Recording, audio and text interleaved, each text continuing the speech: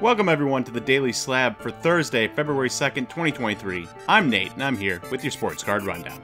If you like this video, please click the like and the subscribe button. It helps us get this video out to more card collectors like yourselves.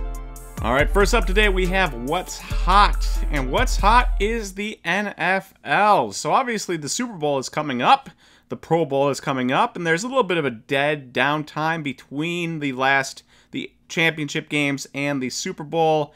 But fear not, the NFL did not let that time go to waste because there was multiple moves. Number one, Tom Brady retired. So the 45-year-old, 7-time Super Bowl champ and 3-time MVP has officially retired from the NFL, and he retired on top in passing yards.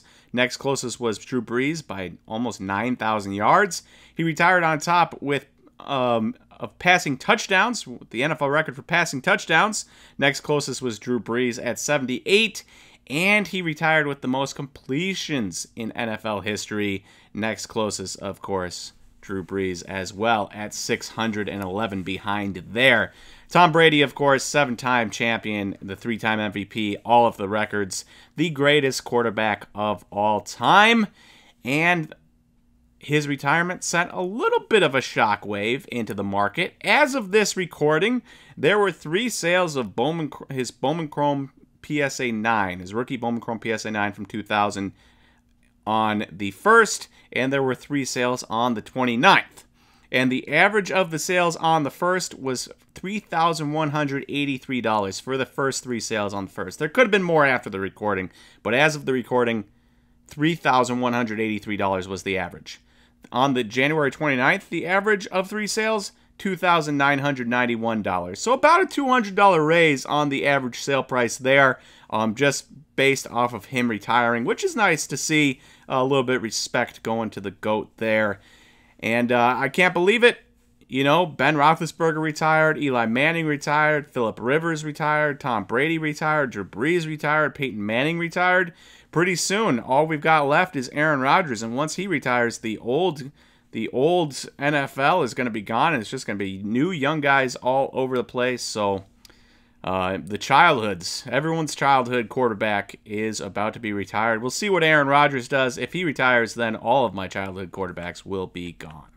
The second news in the NFL world was that Sean Payton was hired by the Broncos, probably given an absurd amount of money, and that the Broncos had to trade for him. And it didn't come cheap. They gave up a first-round pick in 2023, along with a second-round pick in 2024, and got a third-round pick back in 2024. So the Broncos trading for Sean Payton, the Saints getting some picks for him, which is nice, while giving up a third. Good job by the Saints. Good job by the Broncos. I think if you've got Russell Wilson and you've paid for him, you got to make it work. And Sean Payton already did it once with a short quarterback and Drew Brees. He can do it again. You just saw all the records that Drew Brees was second in. We'll see what he can do with Russell Wilson in the fold and those impressive wide receivers, offensive talent that the Broncos have. If you're looking in to get cards, you can actually find Sean Payton autos from 2015 contenders. You got this auto here that last sold for $102 back in November. So I expect it to probably go up from that price now that he's an actual NFL coach, but I'll be curious to see what the price is next time it sells. And then lastly, the Texans hired DeMeco Ryans, and I love this deal. You have one of the worst teams, if not the worst team in football, albeit the Bears have the worst pick, but let's be real. The Bears are probably the better team than the Texans if they went head-to-head last year. And yet, the Texans hired DeMeco Ryans, and I think this is a wonderful signing. Look at the ranks of the 49ers here. I'm going to read these off to you.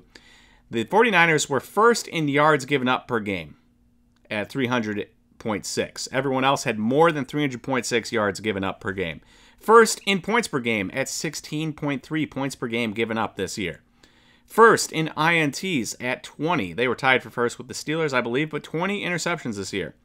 They were second in rushing yards given up per game at 77.7. So only one team gave up fewer rushing yards per game than the 49ers. They were fifth in QBR, 82.7, fifth lowest QBR given up on the year. They were fifth in forced fumbles at 16, and they were 10th in sacks at 44. Top 5 in a lot of categories you want to be top 5 in, top 10 in sacks, which is still good. And that is the type of defense that DeMeco Ryans is going to be taking over to the Texans.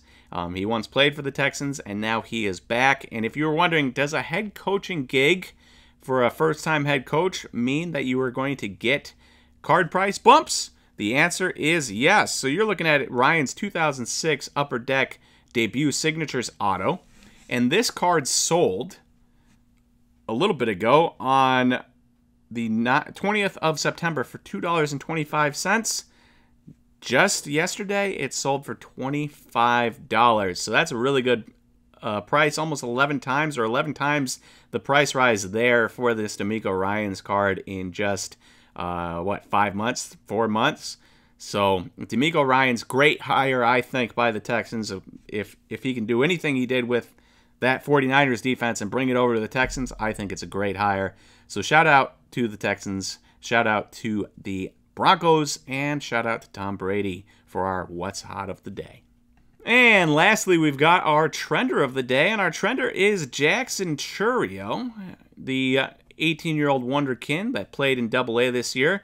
He's the highest-rated prospect by MLB Pipeline for the Brewers since Orlando Arcia back in 2016.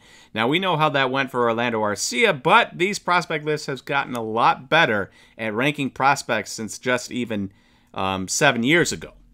And Jackson Chourio is a much better prospect than Orlando Arcia was, despite the difference there of 2 spaces or 2 spots on the prospect lists. And Jackson Chourio, he went from extended spring training all the way to Double-A in just one summer, and the Double-A stats were not great. But if you're 18 playing in Double-A, you're doing something right, and so I am prone to just throwing out the stats for Double-A. It's just impressive that he was there, and people took notice.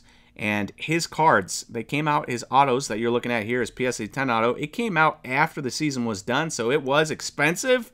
And yet, with his new placement as at 8th on MLB Pipeline and 3rd on Baseball America, you can see that those placements have risen his prices on his cards. We're talking 26% in the last month or so.